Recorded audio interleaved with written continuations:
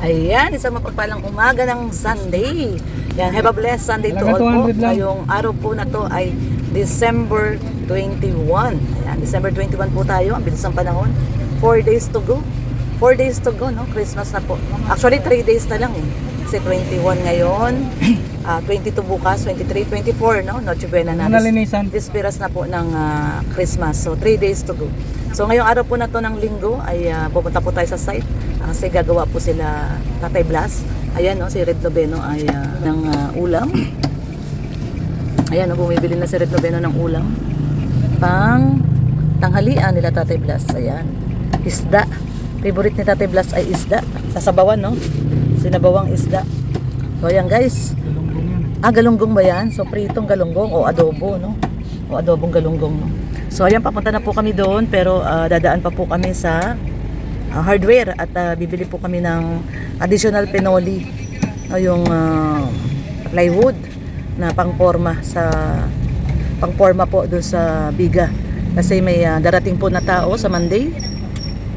Bali may additional worker po tayo, isang skilled at isa pa pong labor. So ayan po, no, at sa Monday ay mag-start po, no, yung mga bagong worker na natin na kukunin. So magdadagdag po tayo ng pinoli. Ayan, bibili po si Red. Ito po yung hardware. Malapit lang, oh. Ayan, yung ganyan po, yung pinoli. Ayan, ganyan po yung bibili natin. Ito po, dito rin po tayo bumili ng bubong. Ayan. Yung SBG Roofing. Ayan, oh, SBG Roofing. Ayan. So dito rin tayo nag-order ng ating yero. Ayan, SGB Roofing and Construction Supply. Ayan, dito rin tayo nag-order. So bibili rin si Rang ngayon ng pinoli. Yan yung katulad nung kay tatay na pinoli. Ayan, oh. Hindi po tayo uli para mabilis na, para mabuhusan lahat yung 6 na biga. 6 na biga na lang naman po yun, no? So, bibili siya ng additional pinoli para yung dalawang darating na tao ay may magagamit na pangbuhos, pangporma. Meron naman doon. Ano yung binili nila? 6 na ganyan. 6 na pinoli. May natirang 2 doon. Nung nakaraan, 2 ganyan, no? Ginamit na rin ni tatay yung 2 pinoli. Para nga makapagbuhos kahit 2 o 3 So ayan, no. Bibili si Red tsaka bili rin tayo ng anong tawag doon, yung kahoy, coco lumber. Ayan, coco lumber. Para yung 2 darating na tao bukas ay may gagawin din sila, no? Gagawa din sila, magbubuhos din sila. Para mabilis kasi yung target date po talaga ay 30. Bago mag 30 dapat 29 may bubong na. So 21 na po tayo ngayon. So 7 days to go. At luluwas po kasi tayo ng Maynila. At isasabay po natin si Tatay Blas, no? Si Tatay Blas po ay wala po tayong masasabi dahil si Tatay Blas po ay pulido talaga gumawa, no? Pulido gumawa. At hindi po namin inaano si Tatay Blas sa mga nagko-comment. Parang tatay po tingin namin dyan. Alam po namin na senior na si Tatay Blas. Pero kinuha pa rin namin siya dahil siya po talaga ay recommended ni Kuya Brooks. Dahil si Tatay Blas po ang gumagawa sa bahay nila Kuya Brooks at sa garahe ni Kuya Bal, no? At ang katotohanan po ay nag-adjust po kami, no? Nag-adjust po kami ng pagluwas. Dapat nung itong 23 ay luluwas kami. Ngayong 23 ni Red. At sa Maynila po kami magpapasko. 23 luluwas kami, 24, 25 doon kami magpapasko. 26 hanggang 27. Babalik kami ng 27 kasi ang Christmas party po, no? Ang grand ballroom ng Christmas party ng Kalingap ay sa 29. So yun po talaga yung plano namin. Pero dahil si Tatay Blas ay at 30, no? At 30 siya luluwas at wala naman po siyang nakuwang ticket, no? Kasi full reservation na po, no? Fully book. Fully book po ang Superlines at ang DLTV. So yun po ang ginawa namin, no? Nag-adjust na tayo. Ginawa na rin namin 30 para maisabay po namin sa pagluwas si Tatay Blas, no? Kami po ay very appreciative, no, kay Tatay Blas. Na-appreciate po namin siya. Magaling po siyang gumawa, pulido. Ang lang naman natin ay medyo mabagal yung gawa ng pagbuhos ng mga biga. No, parang ang lumalabas po kasi isang biga isang araw. Pero okay lang po yun, sabi ko nga. Kaya ang gagawing solusyon ay magdadagdag po tayo ng tao. Anyway, 6 na lang naman po yung dinabuhusan. Kung makakapagbuhos sila ng 2 bigas sa isang araw, di matatapos din po bago mag 26. No, kasi 26 po darating yung gagawa, no, yung gagawa. Pinakontrata po namin yung gagawa ng bubong. Yung steel truss at yung paglagay ng bubong, paglagay ng gutter, no, yung ano ba tawag doon? Alulod. Lahat po, no, basta yung buong bubong po, yung buong bubong ng bahay ay pinakontrata na po namin ni Red. No, para 26, darating na po yung gagawa ng bubong, 27, 28, 29, ayan. So mga 4 na araw naman daw po ay kayang gawin yan, no? So yun po. At sila Tatay Blas naman, dahil hindi na siya ang gagawa ng bubong, may kinuha po kaming tao, kontrata na po yung paggawa ng bubong. Ay ang gagawin naman nila Tatay Blas is yung kusina at saka yung CR. Yung CR at ang dirty kitchen. So yun po ang ating magandang plano. Siyempre tayo gusto natin ay maganda ang ating paggawa ng dream house. No, hanggat maaari, itatawid po natin yan. No, ang labor po ay tinatawid na rin namin ni Red. Kahit papano ay talagang, kahit marami yung gagawa, sige na. No, kahit ipangutang namin yung labor, gagawin namin ni Red. Actually, yung aming sweldo ngayong 23 ay in advance na namin sa tao. No? Nasa kanya po ngayon ang aming ATM. Isinanla na po namin yung aming ATM para ma-advance lang namin yung sweldo namin ngayon 23 sa YouTube. At yun po, ano, kaya syempre gusto po natin smooth ang paggawa ng ating dream house. So yun lang po, no? Ayun pa rin si Redo, bumibili po ng pinoli at ng coco lumber. Dito na rin kami bibili ng coco lumber. At para mabilis po ang paggawa, yung darating na tao bukas ay makadagdag ng pagbuhos sa biga. So yun po guys, no? Mamaya abangan nyo po ang ating upload videos kasi ngayong linggo rin po ay meron pong feeding program, no? Feeding program po tayo doon sa Basud. Feeding program at saka spaghetti pack distribution, no? Thank you so much kay Sis Giada na nagbigay din, no, nag-share din po sa spaghetti pack at syempre doon sa mga ibang sponsors. Yan katulad nila Ate Bertus. No, yung iba po, no, hindi ko rin po kabisado yung ibang sponsor pero marami po. Meron naman pong tarpaulin, nandun po sila lahat nakalagay. Thank you so much po sa inyong mga generous heart, no? Sila po ay may mapagbigay na puso, no, sa mga ating mga kababayan po dito sa Daet. So tayo naman po ay daluyan lang at sabi nga nila ay taga-penetrate lang ng kanilang pagbibigay. No, kumbaga tayo lang po ang nagsasagawa. At ang ating mga generous sponsor ay sa kanila po talaga yung pinambibili po, no, ng katulad yan spaghetti pack at may papiding, no, kay Ate Bertus. Thank you so much Ate Bertus, talagang grabe ang inyong pagka-generous po sa ating mga kababayang mahihirap. No, syempre sila Ma'am Grace, no, sila Ma'am Sultan Kudarat, sila Ma'am Maylin K officials, no. Ito po yung mga natandaan kong mga nabasa ko doon sa tarpaulin. Si Ma'am Beng, no, Ma'am Beng, thank you so much.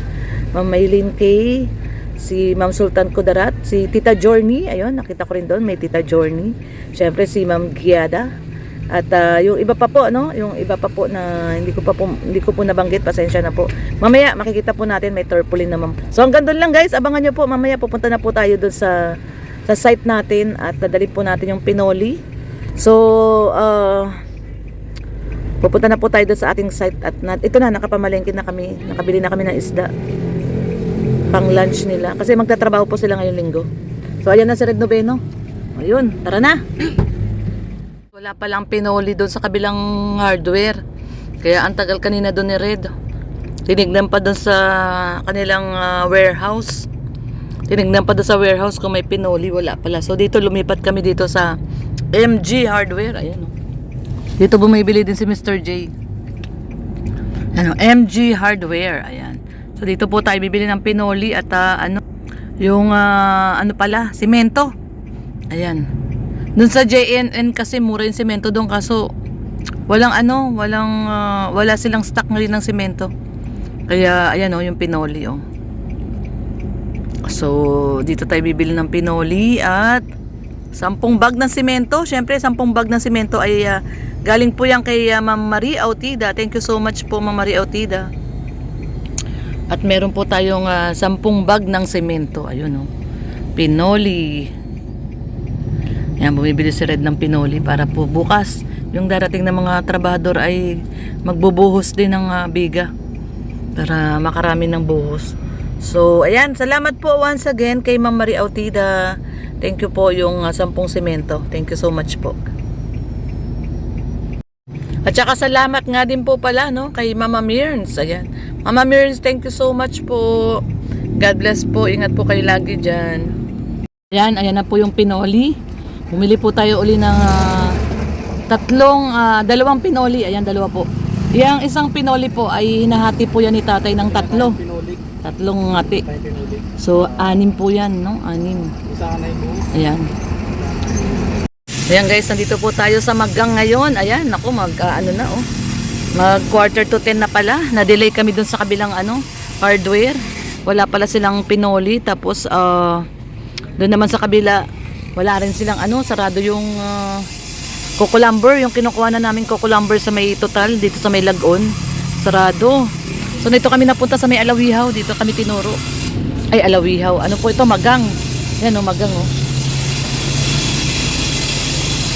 Dito po tayo naturo sa may Magang. Dito po ito sa sa malapit po kila Kuya Bal. Malapit kila Kuya. So yan.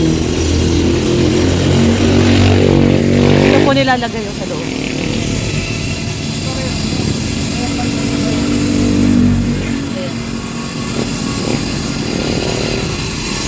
Kawawa na naman ang ating super urban.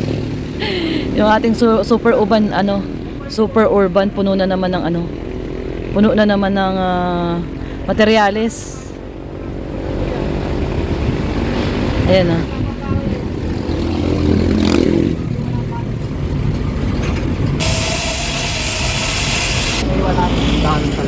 Ito, tabla naman po.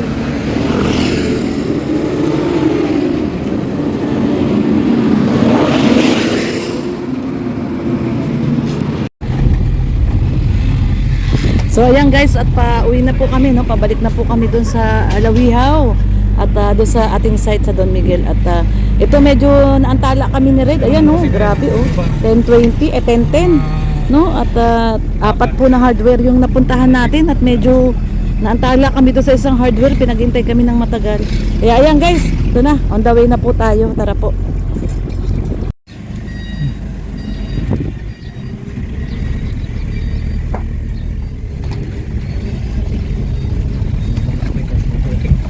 Dapat mabilis ka para hindi tayo mabalahan. Naku, patay. Ano yung ating dyan. Lalaban natin to yung mga itong oops. Asya.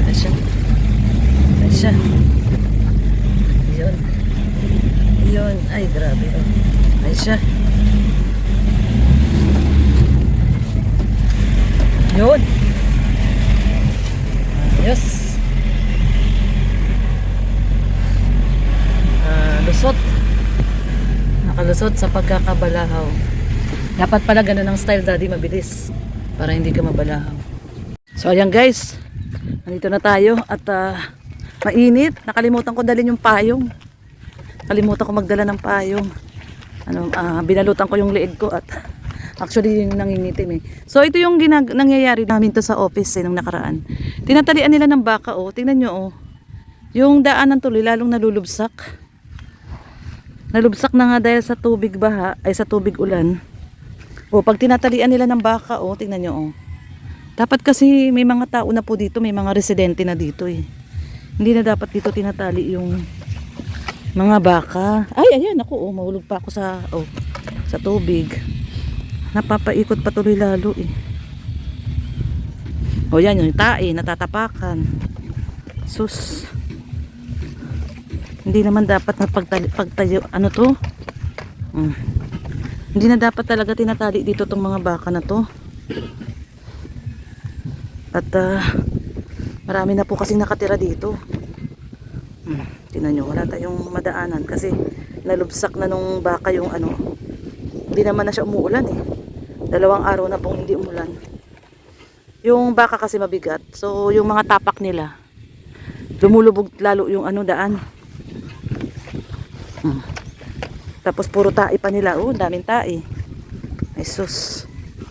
Sinabi na namin yan doon sa office nung may-ari nito. May-ari po ng lupa. Sinabi na namin na patanggal dito yung mga baka. Ayan oh. Tapos nanunuwag pa po yung mga yan. Bigla po kayong hahabulin yan. Wala na tuloy akong madaan. Ayan na. So dalawa yung bibigahan ngayon nila tatay. Naglagay na sila ng pamporman, dalawa. Oh.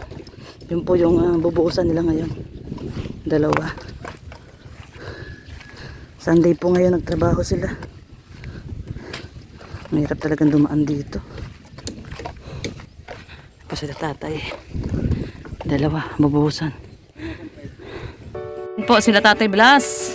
Dalawa na yung napormahan nila. Tatlo yung bubuusan nyo ngayon, oh, tay? Kasama yung isa daw na yun, tatlo. So, yeah, may nakaporma na doon na dalawa. Isa dito, isa doon sa kabila. So, tatlo daw yung bubuhusan nila ngayon. Bumili pa si Red ng pinoli, tsaka ng mabubuhusan pala to lahat ngayon, tsaka bukas. Ayan, guys. Kuya, ito yung bahala ka na dyan kung anong gagawin mo dyan. Kuya Makoy. Ay, Kokoy. Ito, isda. Kung gusto nyo yung adobo o paksiw o prito. At ayan guys, at meron kasi tayong feeding program ngayon. So hindi na tayo makakaluto sa kanila.